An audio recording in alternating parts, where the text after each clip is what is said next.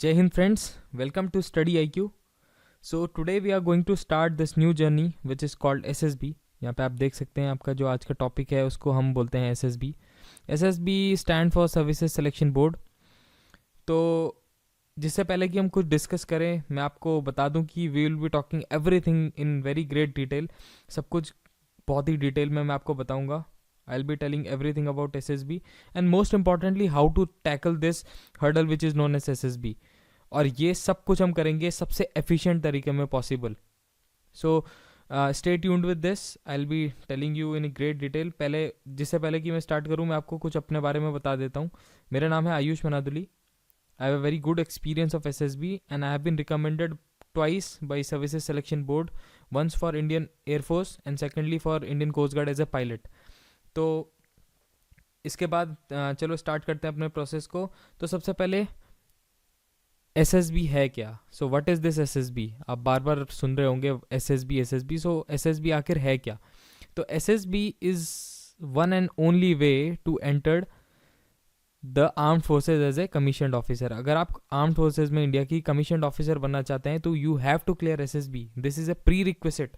तो आपको पता होना चाहिए कि अगर आपको कमीशनड ऑफिसर बनना है, if you want to become an officer in the Indian armed forces, you have to clear SSB. ये एक लौता तरीका है अंदर चलने का.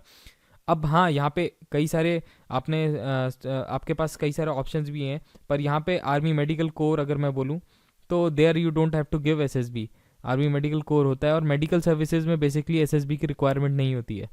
अब एक और बात है, अगर you go on to become the president of this country, so you are directly the supreme commander of the Indian armed forces, so you need not give any SSB और एनीथिंग लाइक दैट. तो that is something comical. तो SSB एक ऐसा process है जो आपको clear करना ही होगा. If you are a normal human being like me, तो आपको क्लियर करना ही होगा SSB प्रोसेस को. तो you need to work on that. तो आज हम बात करते हैं सबसे पहले कि हमारा एजेंडा क्या होगा. What will be our today's agenda. तो हम क्या डिस्कस करेंगे आज. सबसे इम्पॉर्टेंट चीज़ ये है, तो इससे हम अपनी चीज़ों की स्टार्ट करेंगे. तो सबसे पहले how to get a call for SSB. सबसे पहली बात तो ये है कि हमें कैसे कैसे करके कॉल पानी है SSB की. जब तक SSB की कॉल नहीं आएगी तब तक हम कैसे आगे बढ़ेंगे.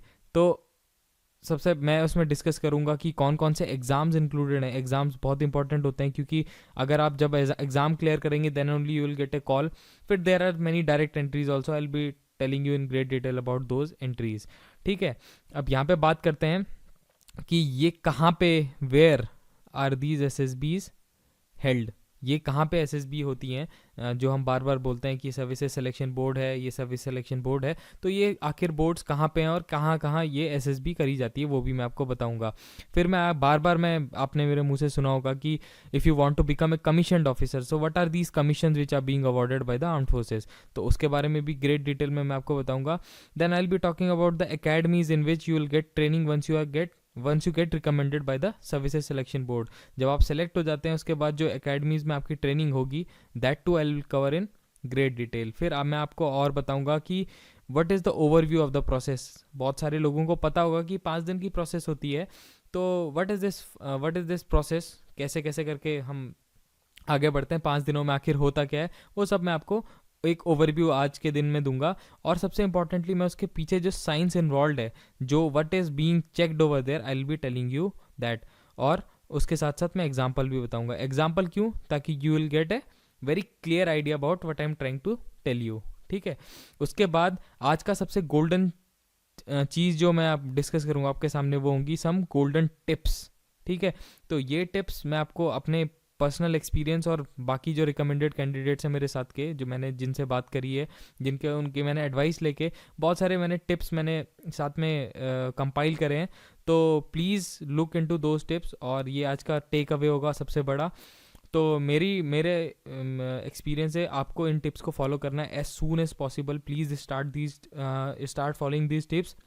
और मैं आपको बता दूं, you just give them one only single try, और एक वीक के अंदर अंदर you will see lot of changes going on in you. ठीक है. तो मेरी यही आपसे रिक्वेस्ट है कि please apply those tips into your life, not only for the SSB but also for your life. That will surely help you in the long run. तो आगे बढ़ते हैं. तो सबसे पहले का आज हमारा जो टॉपिक है, how to get a call for the SSB interview. तो SSB इंटरव्यू में अगर आपको SSB इंटरव्यू के लिए एप्लीकेबल होना है तो there are many lot of things which you have to see. First of all, you will have to see that what are the type of entries. तो 10+2 level में 12th क्लास के बाद आपके पास बहुत सारी एंट्रीज आती हैं. Basically 2 entries are very famous. First one is the NDA, जिसमें एक रिटन एग्जामिनेशन होता है. Once you clear your written examination, you are selected for the, you get a call for SSB. तो फिर SSB आपको देनी होगी. And once you clear SSB, then you have to join National Defense Academy, Pune. Then this is the TES entry. So TES entry stand for the technical entry scheme. This is also for the 10+2 level. And this is a direct entry. इसमें आपको कोई exam देने की ज़रूरत नहीं है. 12th class में आपके मार्क्स काफ़ी अच्छे होने चाहिए, more than 85%. अब it depends every time the people apply, it depends from time to time. तो इसमें आपके 10+2 में अच्छे मार्क्स हों, मेक इट श्योर. उसके बाद आप अप्लाई कर सकते हैं for the technical entry scheme for the science graduates. मतलब आपको साइंस में ग्रेजुएशन कराएंगे. फिर यहाँ पे हमारे पास ग्रेजुएशन लेवल पे हमारे पास बहुत सारी एंट्रीज़ हैं. तो सबसे पहले CDS which is a very famous entry. इसमें भी आपका रिटन एग्जामिनेशन होता है which is conducted by UPSC twice a year. ठीक है, तो एक साल में 2 बार होता है. This is a very prestigious examination और the people all for all the tri services people get selected from CDSE. Then there is a very prestigious examination which is known as FCAT. This also contains a written examination और ये आपके होता है air force के लिए. Indian Air Force IAF conduct this exam. और if you want to join Indian Air Force, FCAT is a very good chance for you. फिर engineering graduates के लिए we are having 2 entries. These are the direct entries. First one is called TGC, second one is called SSC tech. तो TGC और SSC tech engineering graduates के लिए the people who have completed their graduation or who are undergoing their engineering and in the last year of their engineering, they can apply for these entries. तो TGC is a permanent commission entry. Here you will get a permanent commission. और यहाँ पे मैंने जैसे आपको बताया, you will get a short service commission. As the name says, SSC Tech, short service commission technical graduate course. तो यहाँ पे आप देख सकते हैं बहुत सारी एंट्रीज हैं. फिर यहाँ पे आप देखेंगे कि इंडियन कोस्ट गार्ड के पास भी एक एंट्री होती है. This is held twice a year. और यहाँ पे नेवल एंट्रीज हैं, बहुत सारी एंट्रीज होती हैं, जैसे कि एजुकेशन एंट्री निकलती हैं. फिर similar type of SSC entries are also there in navy. यहाँ पे एक स्पेशल एंट्री की मैं बात करूँ, it is also a direct entry. This is called NCC entry. This is held for the NCC C certification candidates. The NCC certificate होता है जिन लोगों के पास C सर्टिफिकेट होता है, सो दे कैन अप्लाई. और इनकी भी ट्रेनिंग होती है along with the CDSE entry candidates. तो ये हो गया बेसिकली ओवरव्यू. बहुत सारे एग्ज़ाम्स होते हैं, उनमें से जो बहुत फेमस जो एग्ज़ाम्स है वो यहाँ पे मैंने कवर करे. फिर और भी एग्ज़ाम्स होते हैं, that too in the post graduation level, like meteorological department के लिए होता है FCAT में. Then we are having education department for navy and Indian army also. तो there are but that are not very famous. तो जो बहुत famous examination हैं दैट आई हैव इंक्लूडेड. और इसमें मैंने लिखा है जिनमें ये 3 एग्ज़ाम्स हैं, NDA और CDS और FCAT, जिनका रिटन एग्जामिनेशन भी होता है. तो you can opt for any of these entries you are having. तो अनलाइक यहाँ पे आप एक चीज़, बहुत अच्छी चीज़ ऑब्जर्व करेंगे, unlike other exams like UPSC and SSC, यहाँ पे आपको बहुत सारी अपॉर्चुनिटीज़ मिल रही है. SSB gives you lot of opportunities. That is believed that if once in a lifetime you can get more than 40 attempts of your SSB. तो आप ये सोचिए कि आप कितने सारे attempts दे सकते हैं if you are eligible. तो यहाँ पे आपको बहुत सारी अपॉर्चुनिटीज़ मिलेंगी, तो आप अवेल कीजिए इन अपॉर्चुनिटीज़ को. These are very good opportunities which are provided by the government of a country. So please try to avail these opportunities. अब मैं बात करूँगा, मैं बहुत देर से बोल रहा हूँ, service selection board. So what are these boards? तो I will be talking about boards which conduct SSBs. ठीक है, तो यहाँ पे बहुत सारे बोर्ड्स हैं, आप यहाँ पे देख सकते होंगे. तो इंडियन आर्मी के अंदर ये 4 बोर्ड्स हैं. इंडियन आर्मी कंडक्ट करती है इन 4 बोर्ड्स में SSB. तो first one is the Allahabad, then Bhopal, Bengaluru and Kapurthala.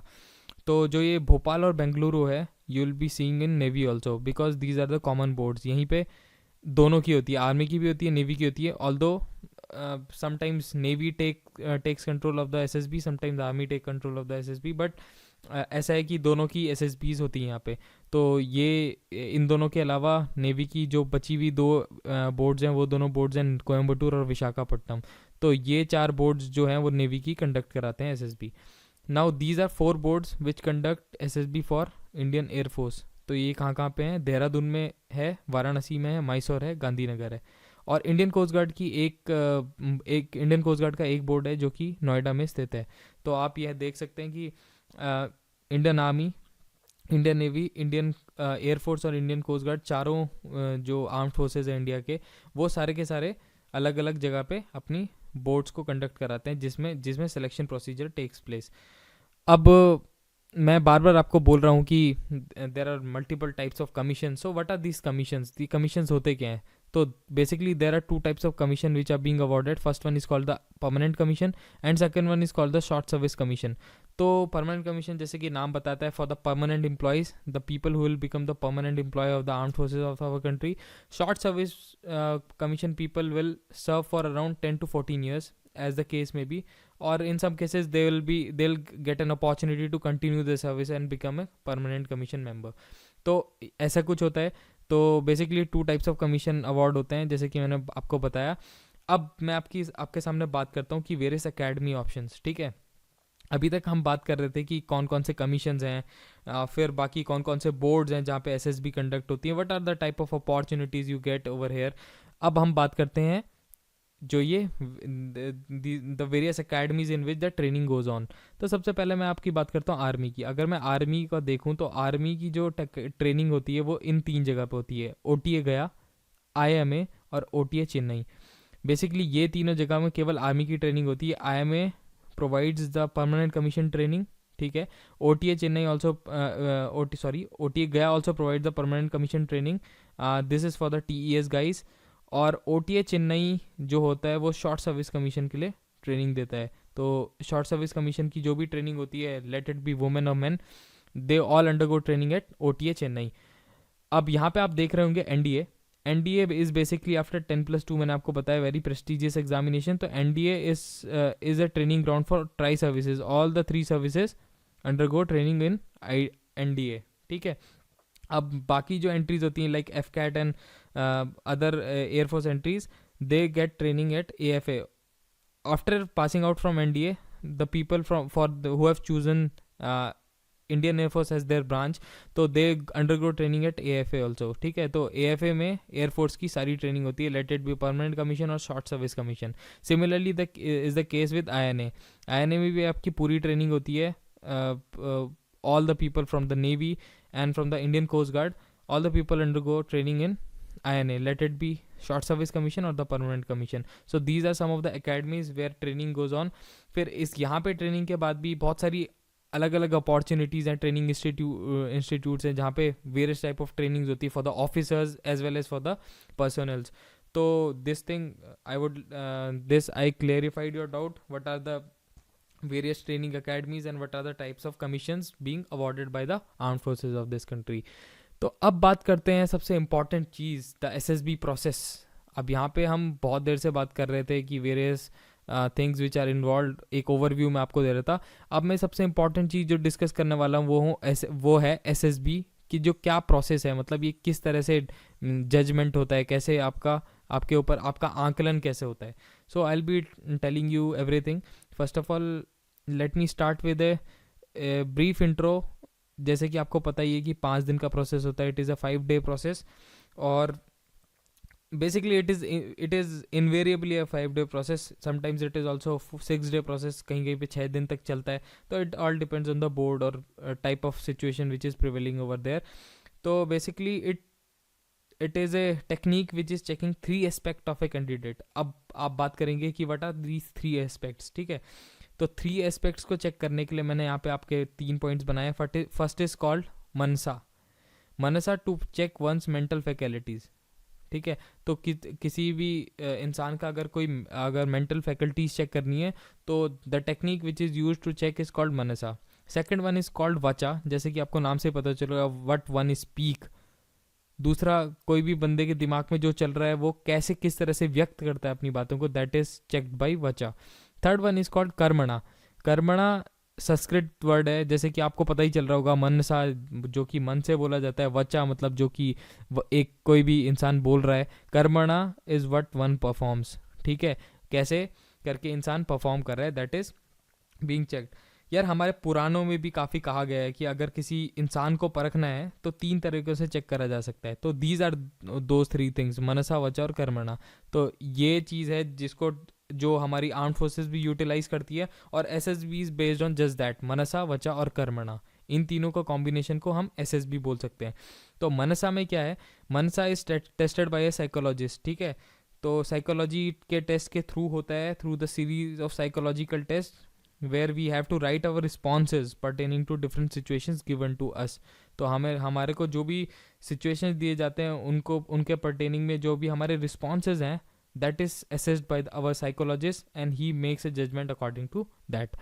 तो यहाँ पे आपको समझना है, उसी जिस तरह से मैंने मनसा की बात करी वहीं पे वचा में what we speak is being assessed over there, ठीक है।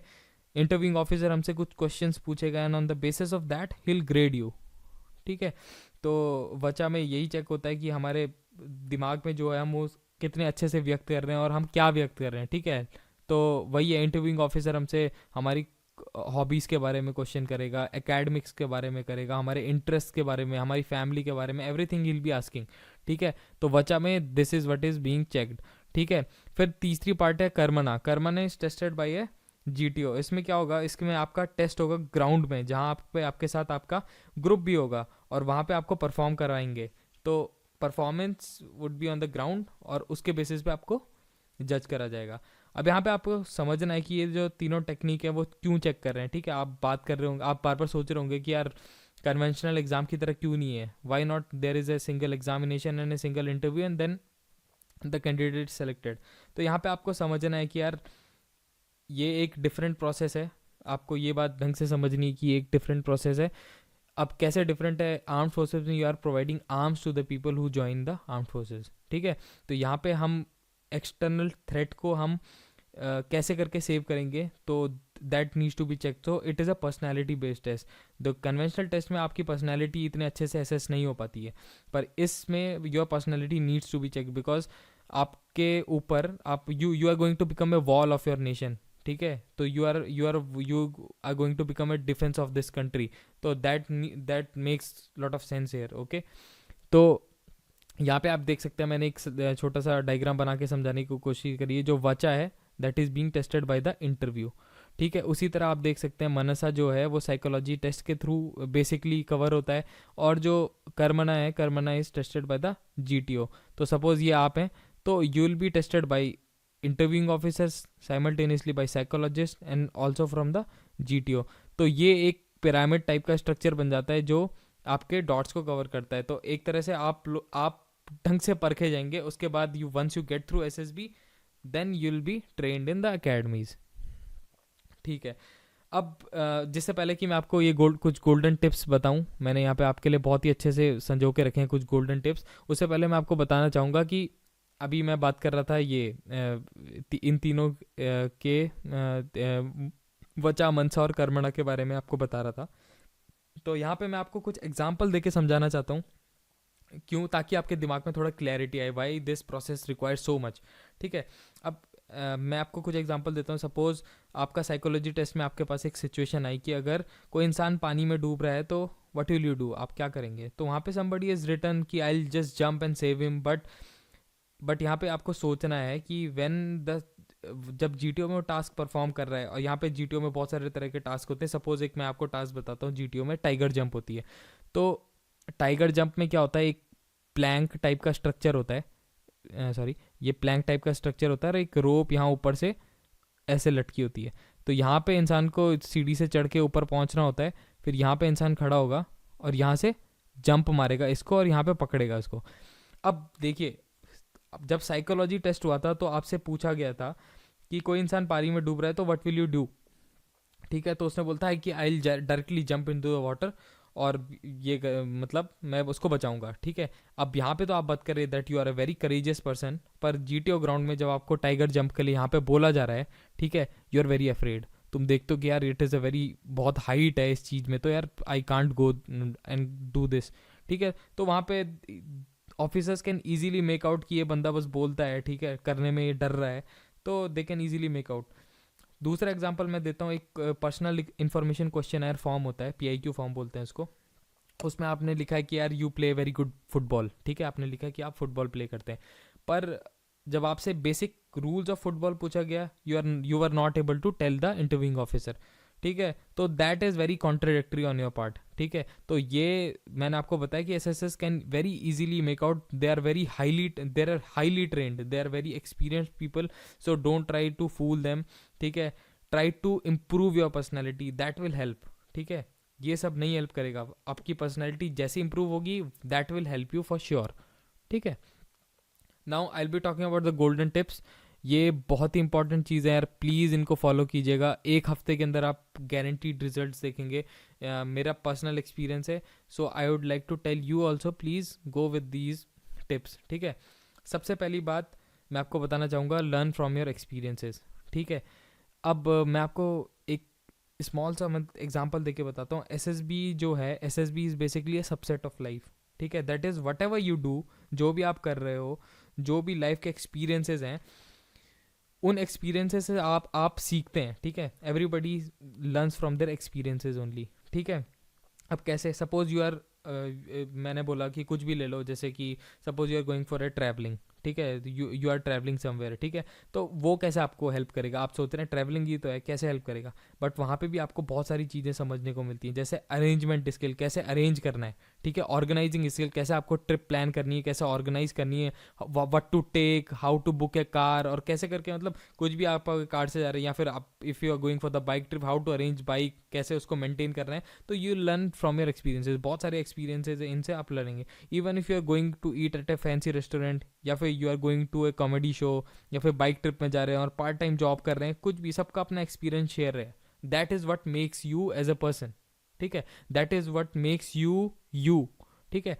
तो you need to understand all this, that you have to learn from your experiences, that is a very good tip. और दूसरी चीज़ है, लर्न ए न्यू स्किल, ठीक है। अब मैं आपको समझाता हूँ कि क्यों आपको एक की कोई भी नई स्किल है। Even if you are from a civil background, ठीक है, सपोज आप सिविल इंजीनियरिंग बैकग्राउंड के स्टूडेंट है, कोई बात नहीं, you just go on and do your Java program, कुछ भी सीखिए, बस जावा प्रोग्राम सीखिए, साइकिलिंग करिए, ब्लॉगिंग करिए, नेट सर्फिंग करिए, लाइफ स्टाइलिंग, बहुत सारी चीज़ें हैं, there is lot of things that will enhance your personality, because you are going for a personality test, you are not going for any conventional examination, this is a personality test, so they will prefer a person which is having a multidimensional personality, so that is quite obvious, so you need to learn a new skill, ठीक है। अब ये जो अगला point है, I think that is one of the very important point, newspaper पढ़ना for a defence aspirant is must, ठीक है। एटलीस्ट आधा घंटा दे दो यार, ठीक है। You want to become a class 1 gazetted officer, at this is the least you can do, ठीक है। मैंने ऑफिसर्स देखे हैं हु रीड 4 और 5 न्यूज़पेपर्स पढ़ते हैं यार एवरी डे, ठीक है। तो at least you can do is you can just go and read a newspaper, ठीक है। तो newspaper plays a very crucial role, that makes you much more updated, और आपको बहुत सारी चीज़ें, नई नई चीज़ें देखने को मिलती हैं। तो न्यूज़पेपर फॉलो कीजिए, this is the best tip which I can give you. और बी अरेंज, यार थोड़ा अरेंज होके रहो, ठीक है। तो आपने वो सुना होगा कि well arrange mind is a sign of a well arrange thoughts, ठीक है। तो अगर जितना आप अरेंज रहेंगे, जितना आप अपने रूम साफ करो यार, clean your room daily, wardrobe को मेंटेन कर लो, यू कैन डू एनीथिंग, ठीक है, पर अरेंज रहने की कोशिश कीजिए। तो मैं आपको आगे चल के बताऊंगा कि ऑफिसर लाइक क्वालिटीज़ क्या होती हैं, तो वहाँ पे आपको समझ में आएगा कि why I am talking all this thing, ठीक है। right now it might be having a little bit sense, but that time it will clear you everything clear, it will clear everything in your mind, ठीक है। तो वही है मेरा, मैं ये कहना चाहता हूँ कि प्लीज़ बी अरेंज, ठीक है। अगली बात मैं आपको बताना चाहूँगा, स्टार्ट और परस्यू अ फ्रूटफुल हॉबी। अब यहाँ फ्रूटफुल हॉबी मैंने क्यों बोली है, मैं बताता हूँ क्यों, ठीक है। सबसे पहले मैं बताता हूँ कि फ्रूटफुल हॉबी होती क्या है, ठीक है। Blogging, reading books, reading novels, net surfing, life styling, कुछ भी करो, but it should be fruitful. क्यों फ्रूटफुल, क्यों? Because these hobbies will benefit you only, ठीक है, ये आपको बेनिफिट करती हैं। अब आप कहेंगे कि listening to music is my hobby, या फिर प्लेइंग वीडियो गेम्स और PC games is my hobby.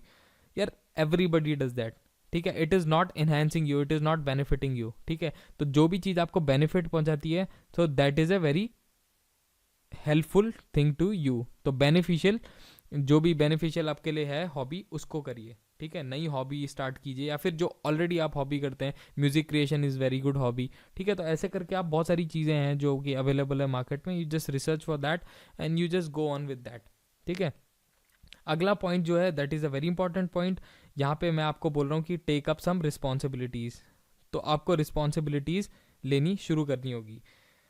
अब यहाँ पे मैंने ये लिखा है, चूज़ अ टफ लाइफ, ठीक है। आपने वो कहावत सुनी होगी, those who train hard bleed less in the battle field, ठीक है। That is a very important thing, मतलब ये कहावत लाइफ में बहुत एप्ट होती है। Easy life is chosen by every one, ठीक है। ईजी लाइफ हर कोई चूज करता है, पर the person who chooses tough life is going to get success in the future, ठीक है। तो आप अपनी लाइफ अभी टफ बनाएंगे तो ही बाद में आपको एक अच्छी लाइफ जीने को मिलेगी, ठीक है। तो एक quality life you should live, ठीक है। You are going to become a armed forces officer, you are going to become a wall of our country from the external threats. So these are some of the things which you can do. Start taking up responsibilities, ठीक है। start jogging, यार ये तो ऐसी चीज़ है कि मतलब मैं बोलूँ ही क्यों, मतलब आपको ये सब करने को, because jogging is very important thing. At least maintain some upper body strength, pull ups करिए, चिनअप्स करिए, आखिर you are going to be a part of our defence, तो you need strength, that is one of the thing for sure, you need strength. So please go on, do some regular exercises, you can go and join gym also, और कम से कम अपने आप को थोड़ा बहुत gear up करने की कोशिश करिए। तो ये कुछ 7-8 टिप्स थी मेरी साइड से, तो प्लीज़ आप इनको फॉलो करना शुरू कर दीजिए और एक हफ्ता इनको ट्राई कीजिए और जस्ट टेल मी कि how are you faring with this. तो मेरे को तो लगता है कि आप बहुत अच्छा अचीव करेंगे इसके बाद। तो आज का टॉपिक मैं यहीं पे ख़त्म करता हूँ। कल मैं आपको मतलब अगले लेक्चर्स में मैं आपको बहुत और भी नई नई चीज़ें बताऊँगा। तो with this I would like to conclude, thank you.